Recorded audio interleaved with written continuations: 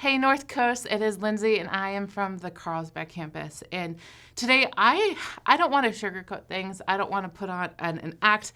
I want to talk about something that I think a lot of us can relate to, and that is in times in my life, I've asked God, where are you? I'm trying to make big decisions. I'm trying to walk this path of what it looks like to honor you, and it would just be so easy if you were to speak up and tell me which way to go.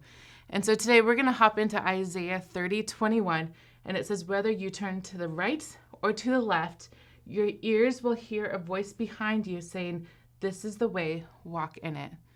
Now, when I think about walking in the way as a Christian, as a believer, whether that's making a big decision in my life, or maybe I'm waiting for a decision or for restoration or for God to show his hand in my life and just bring restoration, I can often just say, God, why can't you just give me this? Why can't you give me the Google map of where I'm supposed to go? Can you tell me to go right here or to go left here? Or can you tell me to take this exit ramp because I'm willing and I'll do it, but I just need this. And I just need you to tell me and make it clear.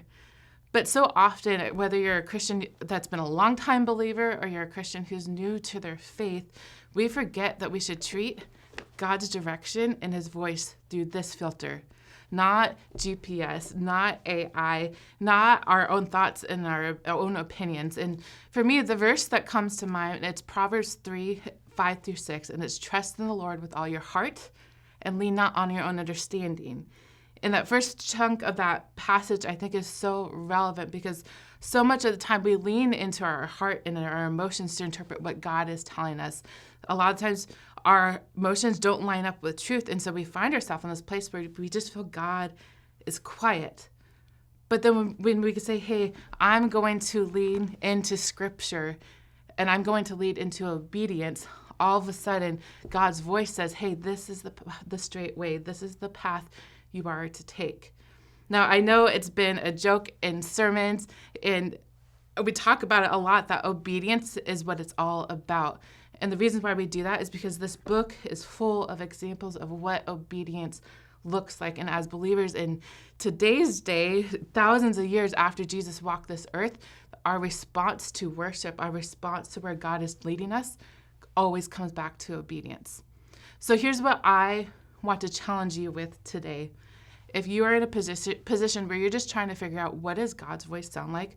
Is God's voice telling me to go here? Is it telling me to go there? I want to bring you back to this. I want you to take a moment to lean into Scripture and to say, God, my perspective, my truth, even my hearts, my desires, my loneliness, whatever it may be that you're walking through, the emotions may not line up with this, but I'm going to lean into obedience. I'm going to take your word, and I'm going to take that next step. And then the key is, I think, that it's that next step. It's not Google where it's telling you how to get all the way down to the next county. It is simply that next step. And the glorious thing about having a Father that cares for us, a Father that is prompting our direction, is we take step 1, then we take step 2, step 3, and before you know it, you're walking a journey in faith and obedience and completeness and fully experiencing the voice of the Lord. Have a great day, Daily Dosers.